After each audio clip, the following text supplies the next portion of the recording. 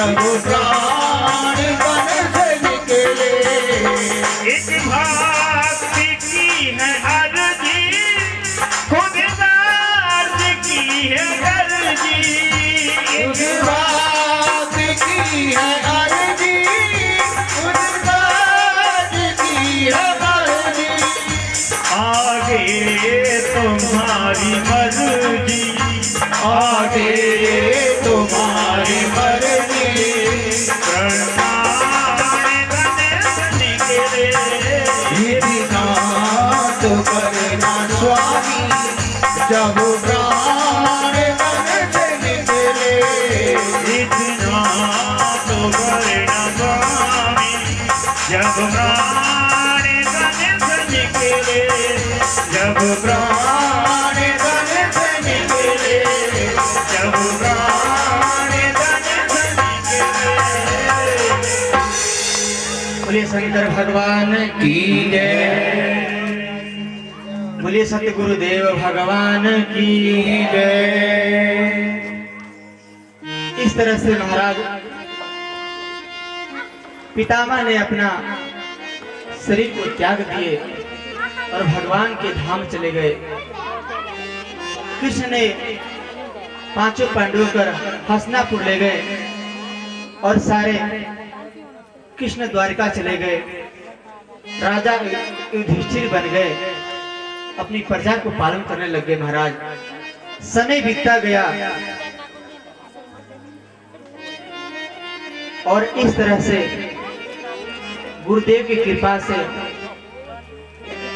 राजा युधिष्ठिर ने प्रजा की पालन करने लग गए। सभी अपने राज्य में सुख शांति होने लगे। महाराज बोलिए सत्य गुरुदेव भगवान की। देखिए जयकारा दोनों हाथ ऊपर करके और जोर से लगाना। बोलिए शंकर भगवान की जय हो, गुरुदेव भगवान की जय हो। देखिए कल हमारे भोले की बारात आएगी, तो इतना जोश रहना चाहिए। गुरु का आशीर्वाद तो है ही आप लोग के ऊपर, मगर जोश होना जरूरी है। और सबसे ज्यादा तो हमारे माता बहने में होना चाहिए, क्योंकि सब ये पार्वती जी की तरफ बनेंगी, है ना। पार्वती जी के तरफ से सारे माता रहेंगी। अब देखता हूँ कि भोले बाबा की तरफ से कौन रहता है। भोले बाबा दड़भंगी हैं, उनके साथ में सभी लोग कितने लोग आएंगे, मगर हमारी माताएं बहनें तो पार्वती जी के साथ में बहुत सारे रहेंगे। इस तरह से महाराज गुरु के आशीर्वाद से प्रजा की पालन करने लगे। समय बीतता गया, कुछ समय बीतने पर उन्होंने अपने राज्य को त्याग दिए और वहां के राजा परीक्षित जी को बना दिए और अपने पांचों भाई ने वहां से हिमालय की ओर चल पड़े। महाराज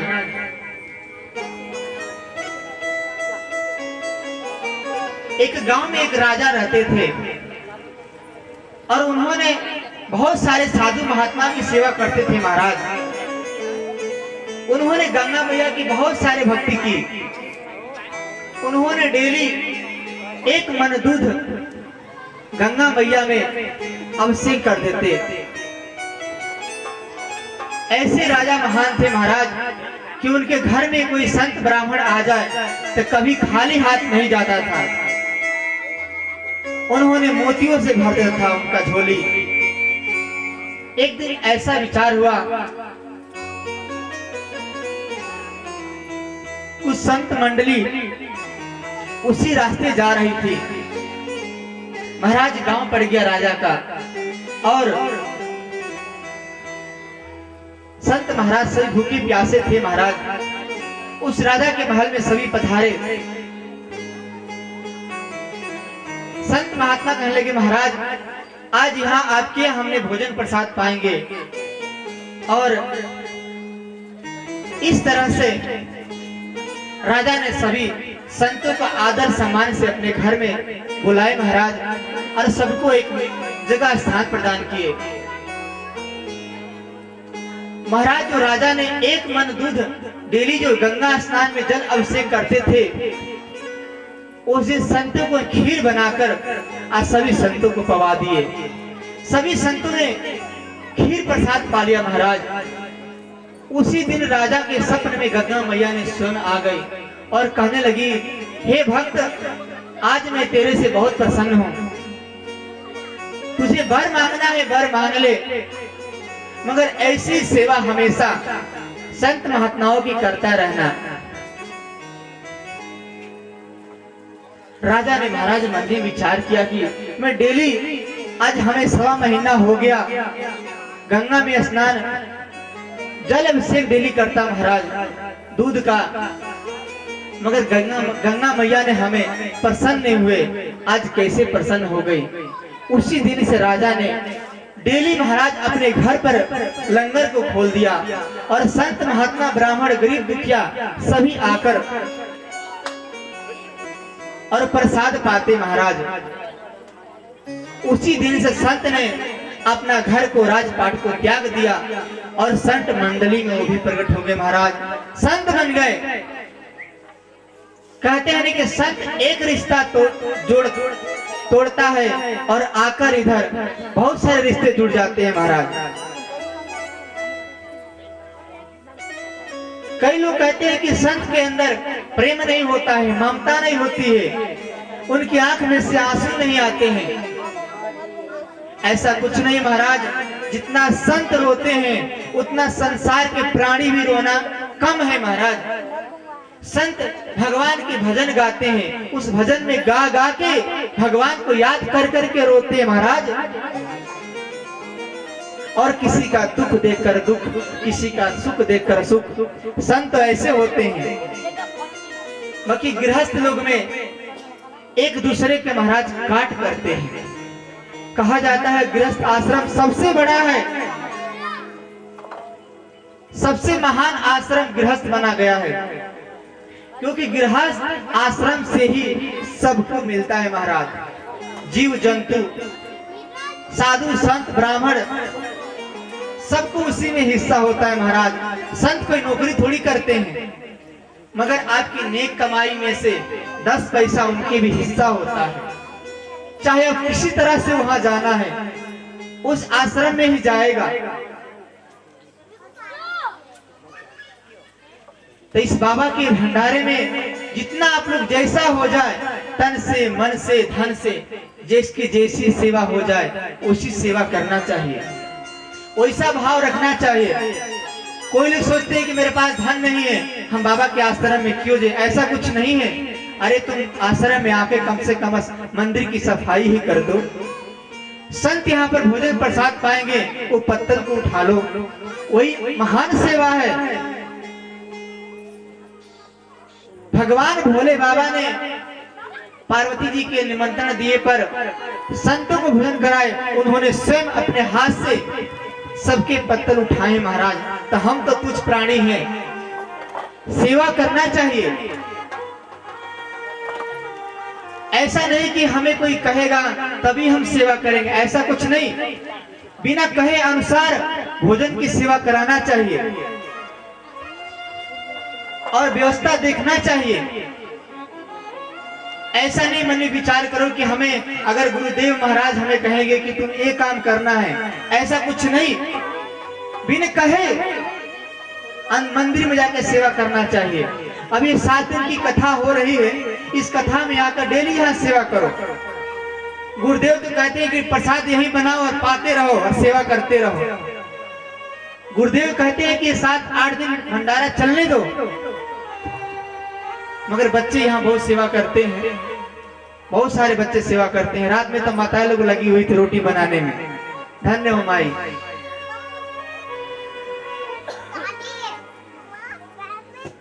बोले भोलेनाथ की। देखिए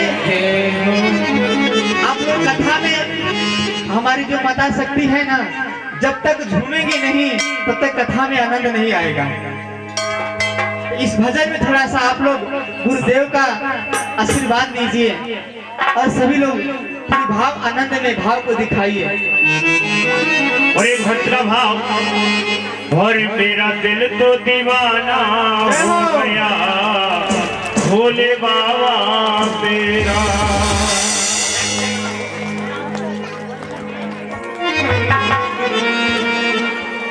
ओ मेरा दिल तो दीवाना हो गया भोले बाबा तेरा। मेरा दिल तो दीवाना हो गया भोले बाबा तेरा। हरि भोले बाबा तेरा भोले बाबा तेरा। हरि शंभु बाबा तेरा शंभु बाबा तेरा। मेरा दिल तो दीवाना हो गया भोले बाबा तेरा। मेरा दिल तो दीवाना हो गया भोले बाबा तेरा।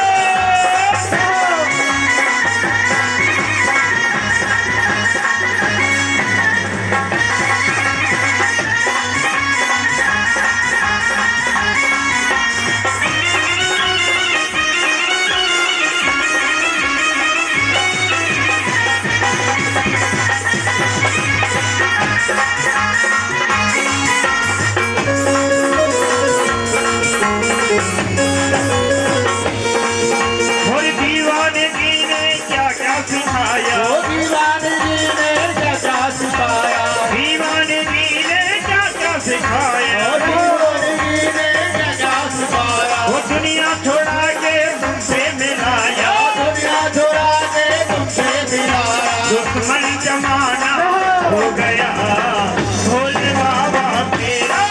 मेरा दिल तो दीवाना हो गया भोले बाबा तेरा। हरि भोले बाबा तेरा भोले बाबा तेरा। हरि शंभुनाथ तेरा हो शंभु बाबा तेरा। चरणों में ठिकाना हो गया भोले बाबा तेरा। मेरा दिल तो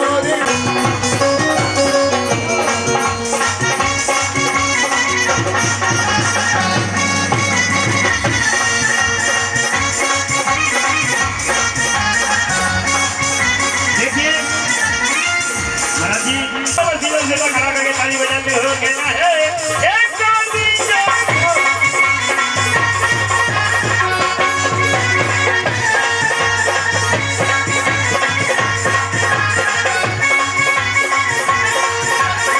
भोले बाबा तेरा भोले बाबा तेरा। चरणों में ठिकाना हो गया भोले बाबा तेरा। मेरा दिल तो दीवाना हो गया भोले बाबा तेरा।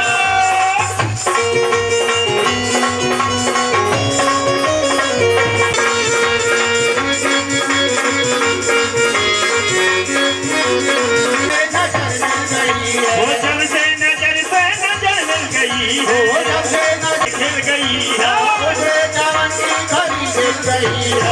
मुझे चमन की कली खिल गई है। मुझे चमन की कली खिल गई है। पागल ये जमाना हो गया मुरली कहते मेरा दिल तो दीवाना हो गया भोले वाले तेरा।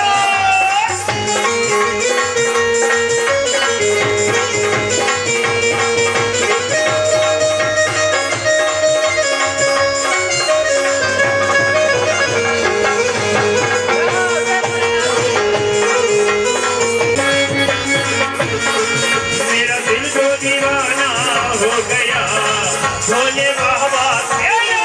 मेरा दिल तो दीवाना हो गया भोले बाबा तेरा। मेरा दिल तो दीवाना हो गया भोले बाबा तेरा।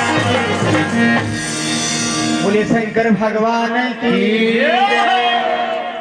यहाँ पर लग और यहाँ के लोग भी भगत जो हैं पीछे बैठे हैं। तुम लोग से तो अच्छा हमारी माताएं हैं कब से क्यों भगवान की भजन कर रही हैं। आप लोग हाथ पे हाथ धर कर बैठे हो। अरे कम से कम कुछ पाप धो लो। ये गंगा बह रही है बार बार गंगा नहीं मिलेगी। बोलिए शंकर भगवान की गुरुदेव भगवान की। तो भैया इस गंगा में आप लोग कम से कम हाथ को धो लो। पैर मत धोना, हाथ धोना है। अगर पैर धोगे तो काम नहीं चलेगा, अगर कम से कम हाथ धोगे तो कम से कम अपने चेहरे पर तो हाथ को फेर लोगे, उस तरह से मुक्ति मिल जाएगी। तो भाई दीवाना बनना पड़ेगा। और हमारे भोले बाबा की कल विवाह है, उनकी बारात आएगी। उस बारात में सज धज कर आना है। सभी लोग जितना से जितना पीला वस्त्र पहनकर आना है। हाँ। और जैसा हो जाए भगवान की प्राप्ति प्रसाद लेकर आएंगे। और ऐसा नहीं जिस तरह से कोई ओठों का लिपस्टिक आंखों में लगा लेना और आंखों के काजल ओठों में लगा लेना, क्योंकि भोले बाबा की बारात है। बोलो शंकर भगवान की। और समय से पहले आ जाना है, घर से काम करके जल्दी। और अपने पति देव को बोल देना है कि आज हमारे भोले बाबा की बारात है, हम जाएंगे। उनके मना करने पे भी नहीं आप लोग मानना।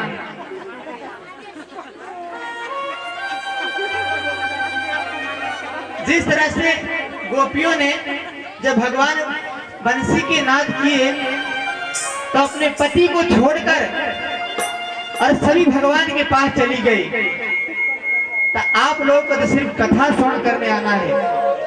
ये जो कथा है अपने बच्चों के लिए, अपने पतिदेव के लिए सुन रही हो। और पतिदेव सुनेंगे ना, वो स्वयं अपने आप के लिए।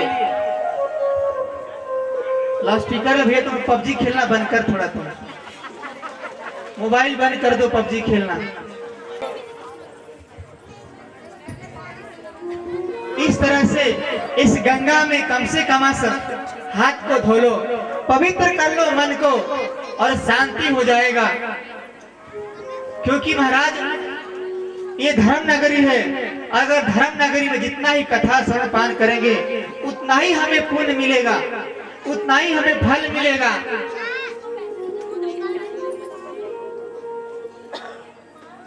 इस तरह से महाराज विदुर जी ने यम के अवतार थे। उनका 4 जन्म में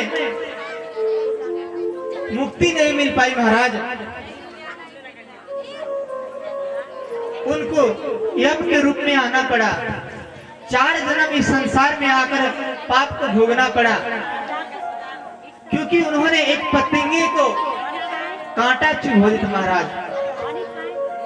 उस पतंगे को उन्होंने कांटा चुभोने में 4 जन्म तक इस मृत्युलोक में रहे।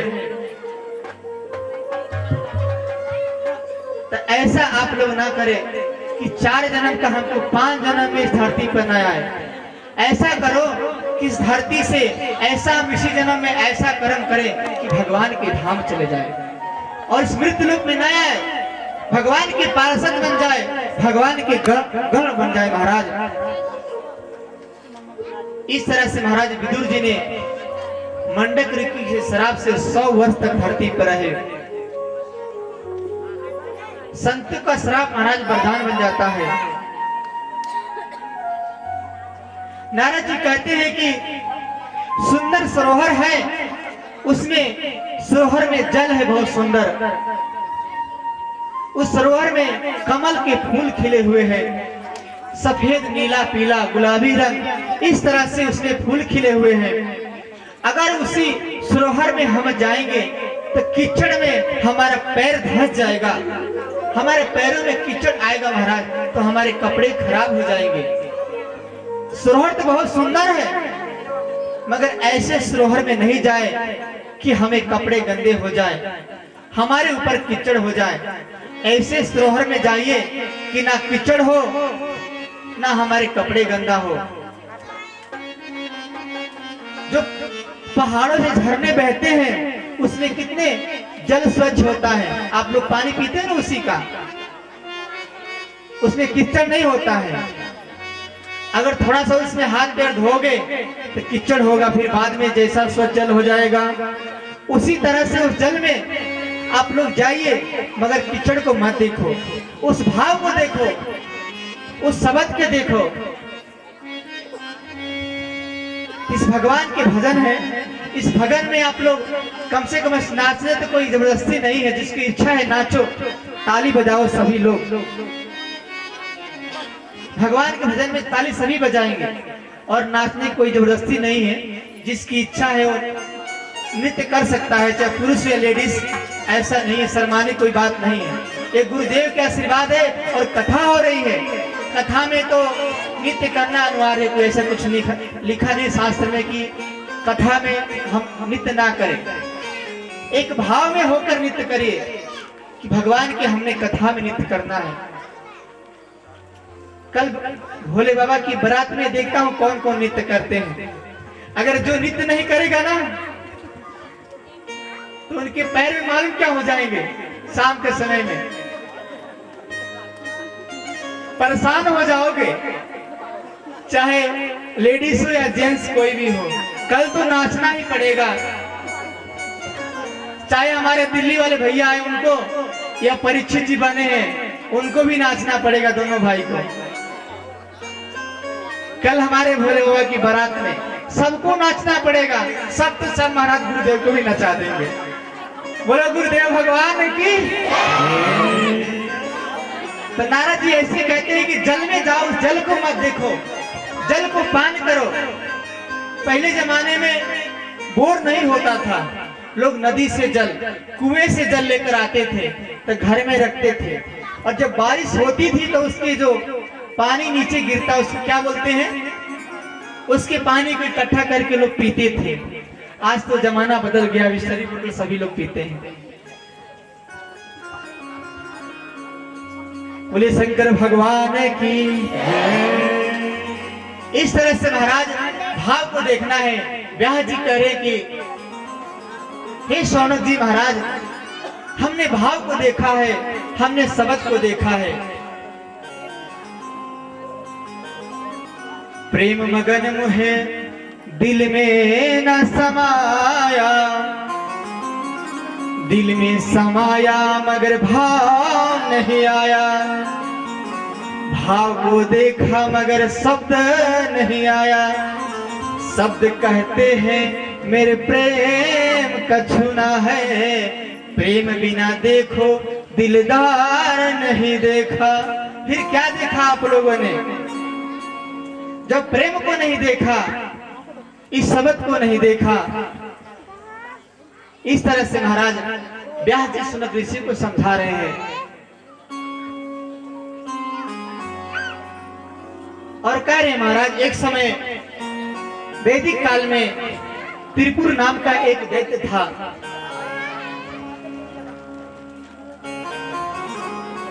वो दैत्य इतनी बहुत विशाल था, उसके महाराज 3 पुत्र थे। पहला पुत्र का नाम था ताराक्ष, दूसरा पुत्र का नाम था कालाक्ष और तीसरा पुत्र का नाम था विदुकाली। 3 पुत्र थे महाराज उसके, बहुत ही दुष्ट स्वभाव के थे। अगर अच्छे नक्षत्र में, अच्छे काल में अगर हमारे पुत्र पैदा होगा तो भगवान के स्वरूप होगा। अगर नक्षत्र थोड़ा सा इधर उधर हो जाती है, वही बेटा थोड़ा सा उत्पाती हो जाता है, तो लोग क्या कहते हैं कि हमारे बेटा के ऊपर किसी ने कुछ भूत प्रेत कर दिया है, भूत की छाया हो गई है। ऐसा कुछ नहीं है। नक्षत्र हमारे 24 घंटा चलती रहती है, तो उसी में हमें देखना है कि किस रूप में हमारे पास पुत्र आए, उस पुत्र के हिसाब से उसका नाम रखना चाहिए। अगर नाम भगवान से जुड़ा हुआ रखेंगे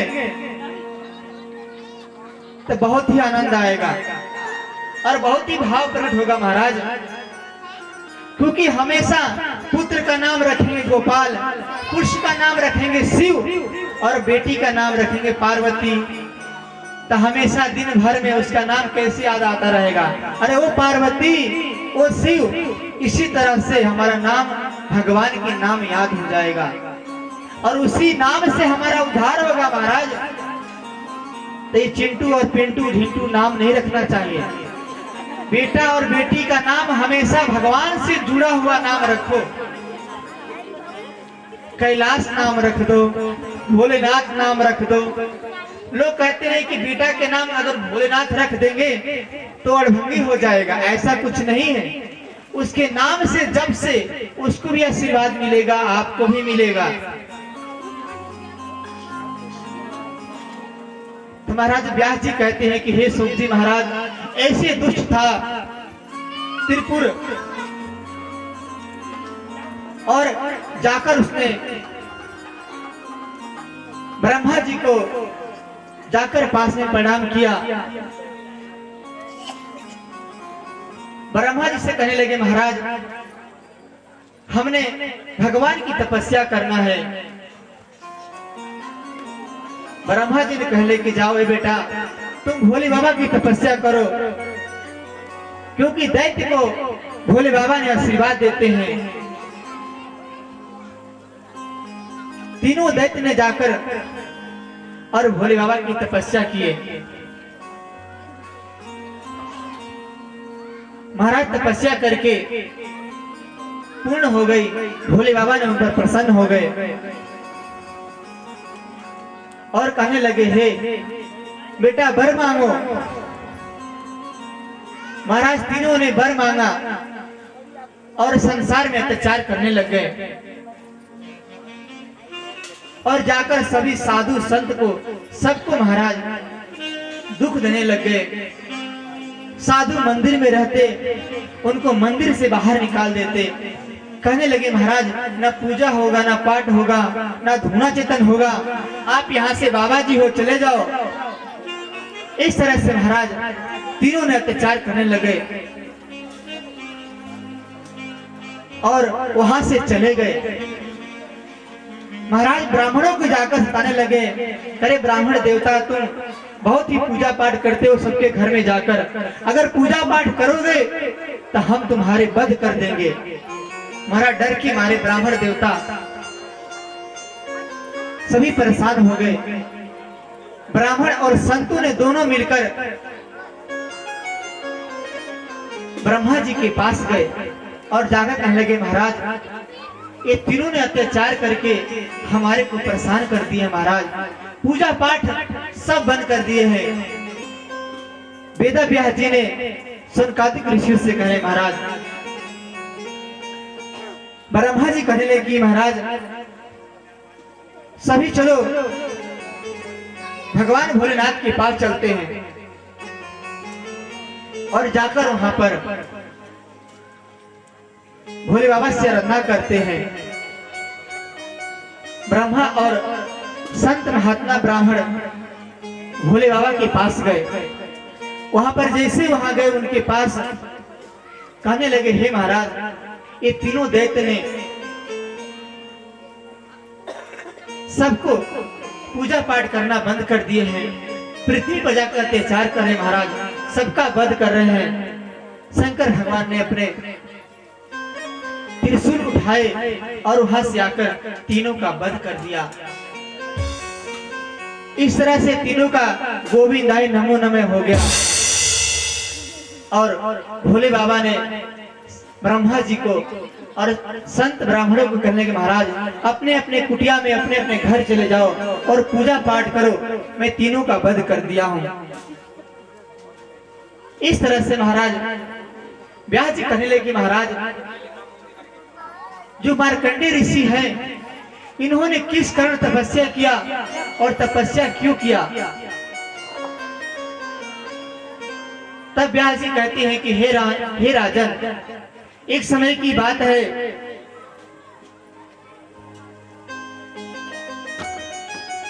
मुकुंद ऋषि ने बहुत कठोर तपस्या किया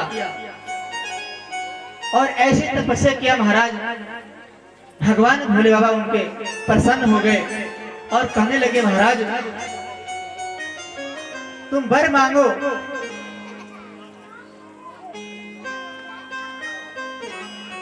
मुकुंद ऋषि ने कहने लगे, महाराज मुझे आपके जैसा पुत्र चाहिए। भोले बाबा महाराज मन में विचार करने लगे, महाराज मेरे जैसा पुत्र आपके घर में। मगर मुकुंद ऋषि ने कहने लगे, महाराज मुझे पुत्र चाहिए तो आपके जैसे पुत्र चाहिए। और ऐसे पुत्र हमारे को चाहिए कि संसार में भगवान का भक्त हो और संत ब्राह्मण की सेवा करे। महाराज भोले बाबा ने मन में विचार करके और समय आने पर उनको आशीर्वाद दिए। तभी महाराज उनके समय आने पर उनका पुत्र हुआ, जिनका नाम उन्होंने मार्कंडेय ऋषि रख दिया। मार्कंडेय हर जगह मिलते हैं, हर जगह उनका धाम होता है। मत्स्य अवतार में मार्कंडेय जी ने जब पृथ्वी का प्रलय हो गया था तो नौका पर नाव को चला रहे थे महाराज, और सारी सृष्टि उस नौका पर विराजमान थी। और उसी समय उन्होंने भगवान ने मत्स्य अवतार धारण किए थे। मार्कंडेय ऋषि ने एक बट वृक्ष के नीचे अपनी नाव को उसी में बांध दिए, जो प्रयागराज में पड़ता है महाराज।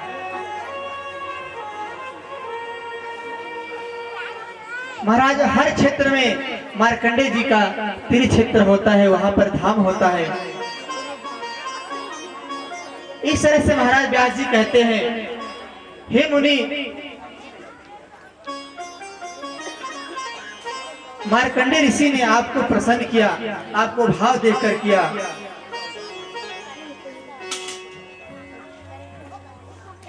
महाराज व्यास जी कहते हैं कि हे सोनक जी, ऐसा कहने पर मार्कंडेय ऋषि ने बहुत हजारों वर्षों तक इस नाव को चलाते रहे और भगवान के सभी गण उस नौका पर विराजमान थे। सभी ने इस तरह से भगवान का आराधन करके मार्कंडेय ऋषि ने भगवान को धाम चले गए और वहीं पर जाकर भगवान के विनती किए, महाराज एक समय देवर्षि नारद जी को मन में ऐसे भाव हो गया कि आज हम तपस्या करेंगे और तपस्या के बल पर सभी इंद्रियों को हम जीत लेंगे।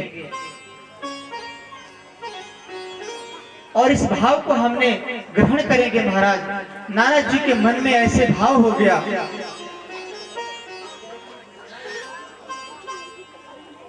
महाराज हिमालय पर्वत पर नारद जी चले गए और जाकर वहां पर तपस्या करने लग गए। उन्होंने घोर तपस्या किया। महाराज उस तपस्या को देखकर नारद इंद्र को आश्चर्य होने लगा, कहीं हमारा इंद्रासन तो नहीं ले सकते नारद जी। इस तरह से महाराज इंद्र ने अपने गुरु बृहस्पति जी के पास आ गए, अपने गुरु के पास कहने लगे, महाराज कि नारद जी ने इतनी घोर तपस्या क्यों कर रहे हैं। बृहस्पति जी ने कहने लगे, महाराज ये तो नारद ही जाने, हम क्या कह सकते। इंद्र ने कहने लगे कि महाराज कहीं हमारे इंद्रासन पर तो नहीं नारद जी, विचार करें तपस्या करके। बृहस्पति जी ने कहने लगे, महाराज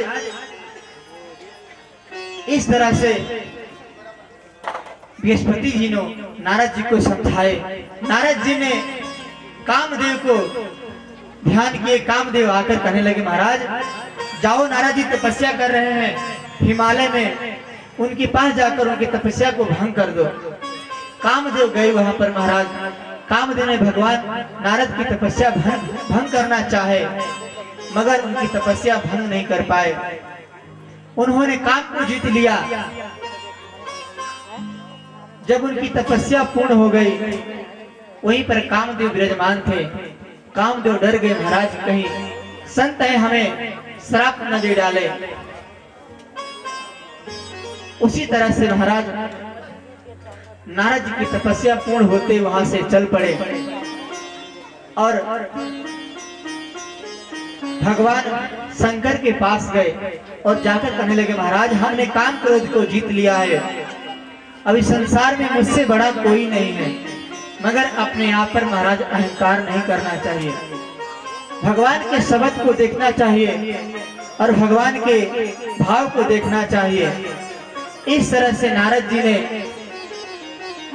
अपने आप को बहुत ही घमंड हो गए उन्हें महाराज कि हमने काम को जीत लिया। भोले बाबा कहने लगे, हे नारद जी, आप ये बात हमारे पास कह दिए और किसी के पास मत कह देना। मगर उनकी मन में अंदर अंदर लावा फूट रही थी। ऐसे विचार कर रहे थे महाराज कि हमने काम को जीत लिया है। इस तरह से उन्होंने वहां से चल पड़े, विष्णु जी के पास गए और भगवान विष्णु से कहने लगे कि हमने काम को जीत लिया है। विष्णु तो छलिया है।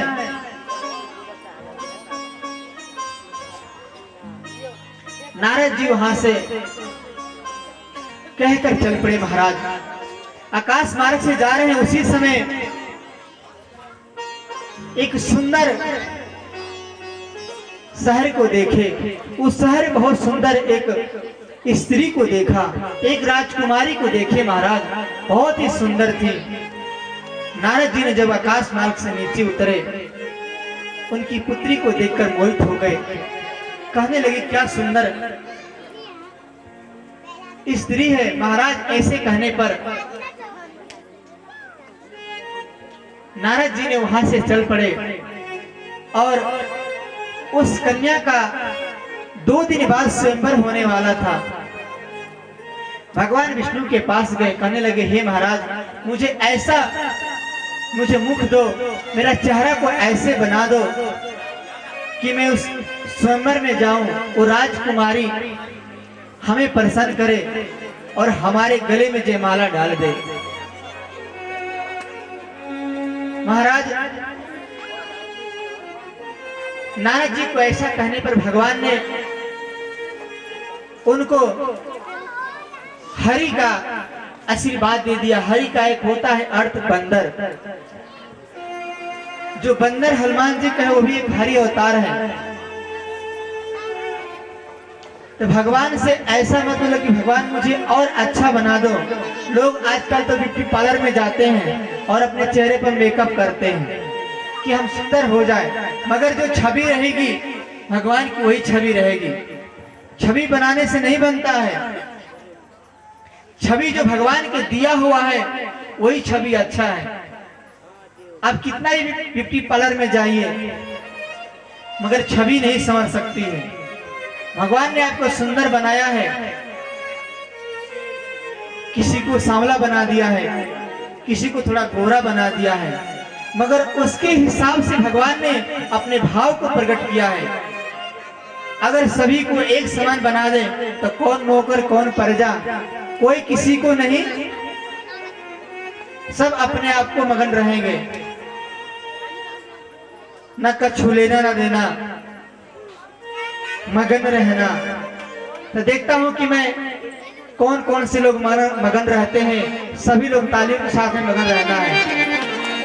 लगन तुमसे लगा बैठे, जय हो हे भोले बाबा। लगन तुमसे लगा बैठे, जो होगा देखा जाएगा। लगन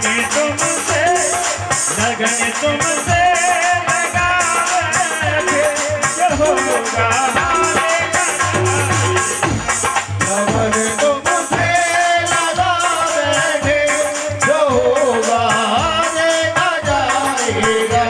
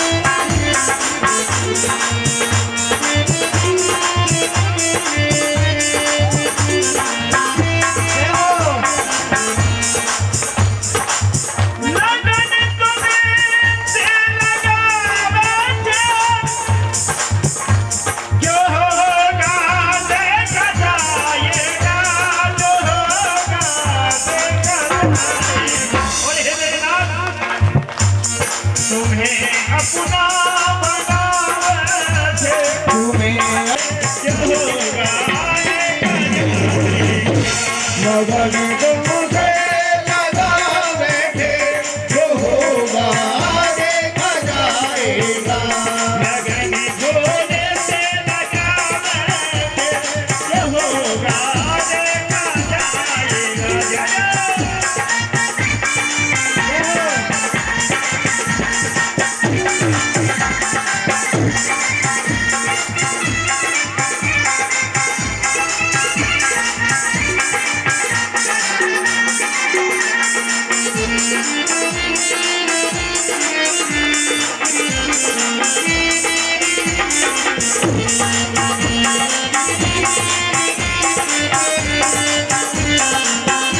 और आइए भोले बाबा से अगर लगन लगानी है तो दोनों हाथों को सीधा सीधा खड़ा करके भोले भगवान के भजनों में आनंद लेते हुए कहना है ओम नमः शिवाय भोले ओम नमः शिवाय बोले ओम नमः शिवाय ओम नमः शिवाय बोलिए ओम नमः शिवाय बोले ओम नमः शिवाय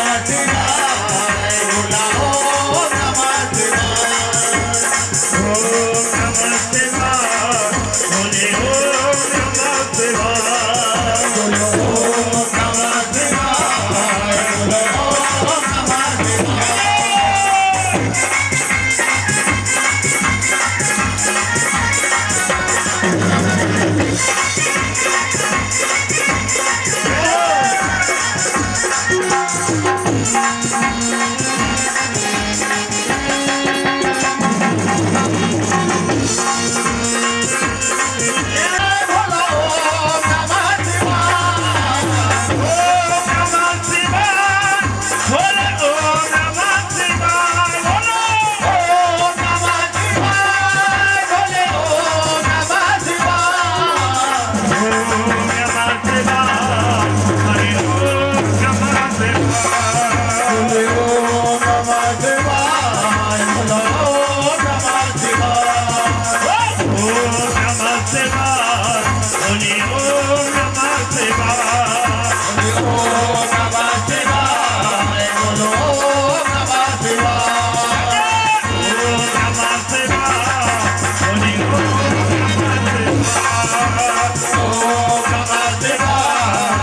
ओम नमः शिवाय बोले ओम नमः शिवाय बोले ओम नमः शिवाय बोलिए शंकर भगवान की जय हो गुरुदेव भगवान की जय हो। तो इस तरह से महाराज व्यास जी ने सोनक ऋषि को उपदेश दे रहे महाराज, और कह रहे कि नारद जी को ऐसा अपने मन को विचार किया और कहने लगे कि मुझे ऐसा सुंदर मुख बनाओ कि मैं स्वयंवर में जाऊं और वो कन्या हमारे में जयमाला डाल दे, मैं उससे विवाह कर लूं। ऐसा उनके मन में काम वासना जाग गई महाराज। और जैसे वहां पर हरि ने उनको आशीर्वाद दिया कि जाओ, तथास्तु उनका मुख बंदर की तरह बन गया। महाराज स्वयंवर में गए नारद जी ने, और जैसे स्वयंवर में गए बंदर का रूप धारण कर लिए और उछल कूद कर जिस तरह से पहली पंगत में कन्या ने जयमाला लेकर चल पड़ी, उसी पंगति में आकर नारद जी बैठ गए। दूसरी पंगत में जाकर बैठ गए महाराज। सबसे बाद में विष्णु जी आए और विष्णु को देखकर उस कन्या ने जयमाला उनकी डाल दिया। भगवान अपना रूप धारण कर लिए और नारद जी कहने लगे, महाराज अगर मुझे पहले ही पता होता जो कन्या से आप विवाह करेंगे तो मैं स्वयंवर में नहीं आता। उसी से महाराज वो विष्णु की माया थी, भगवान की माया थी महाराज, और माया ने अंतर्ध्यान हो गई और ना ही वो कन्या, ना ही वो महल और ना ही वो स्वयंवर था। इस तरह से अपने आप पर कभी गौर नहीं करना चाहिए कि मैं इस काम को कर सकूं। अपने आप पर कभी अहंकार नहीं करना चाहिए। सब भगवान की कृपा से होता है। अपना मन और वाणी को विचार से कोशिश कीजिए, भगवान से प्रार्थना कीजिए, हे भगवान मुझे अच्छा रास्ता दिखाइए, मुझे अच्छा मार्ग दिखाइए। कहते हैं कि भगवान से भी बड़ी कृपा गुरुदेव की होती है, तो गुरुदेव का आशीर्वाद लीजिए और गुरुदेव के भाव को देखिए, उनको शब्द के देखिए किस तरह से दैत्य ने गुरु के आशीर्वाद शुक्राचार्य के उन्होंने इंद्रासन को जीत लिया था। तो गुरुदेव में ताकत होता है। उसी तरह से नारद जी का जो अहंकार था चूर हो गया। व्यास जी ने सनकादिक ऋषि को उपदेश दे महाराज, कहने लगे, हे महाराज इस तरह से नारद जी का अहंकार दूर हो गया।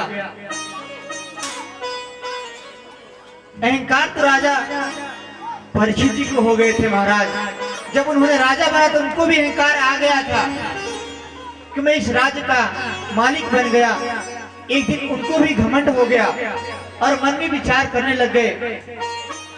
अपने सर पर सोने का मुकुट पहनकर और शिकार खेलने जंगल में चले गए।